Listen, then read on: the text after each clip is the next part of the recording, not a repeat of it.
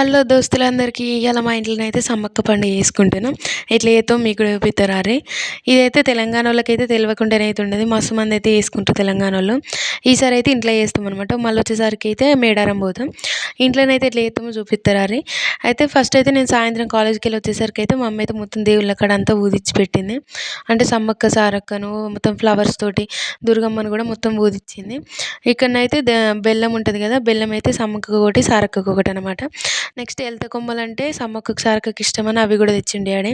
అవి అయితే ఫోటో దగ్గర పెడతాం ఎలత కొమ్మలు. వీటికి కూడా బొట్లు పెట్టి అయితే కొంచెం కొంచెం ఆడ విగ్రహం కాడ పెడతాం అనమాట. నెక్స్ట్ అయితే నేను కొబ్బరికాయ కొట్టేసి అయితే మొక్కుకున్నా. వీటికైతే కొంచెం కొంచెం బొట్లు పెట్టి దేవుడి దగ్గర పెడతాం. తర్వాత బెల్లం కుడకనైతే బయట పిల్లలకైతే వంచి పెడతాం అనమాట. సో ఈరోజు పండుగ సందర్భంగానైతే ఇంట్లో కోడిని కోసినాం. సో కోడిని కోసినందుకైతే ఇక నేను మా అమ్మ అయితే వంటలు చేస్తున్నాం నైట్. ఇక మా ఇంట్లో స్పెషల్స్ ఏంటిదంటే ఇలా బగారన్నం, పచ్చిపులుసు అయితే పొద్దుగాలటిదే, కానీ ఇప్పుడైతే బగారన్నము. నెక్స్ట్ అయితే పూరీలు కూడా చేసినాం ఇవాళ. పూరీలును కోడికూర అనమాట, అదే చికెన్ కూడా వండుకున్నాం. చికెన్ అయితే సూపర్ అయిన టేస్ట్. ఇవాళ మీ ఇంట్లో డిన్నర్ ఏంటో ఖచ్చితంగా కామెంట్ చేయరి. నచ్చినట్టయితే లైక్ చేయరి, సబ్స్క్రైబ్.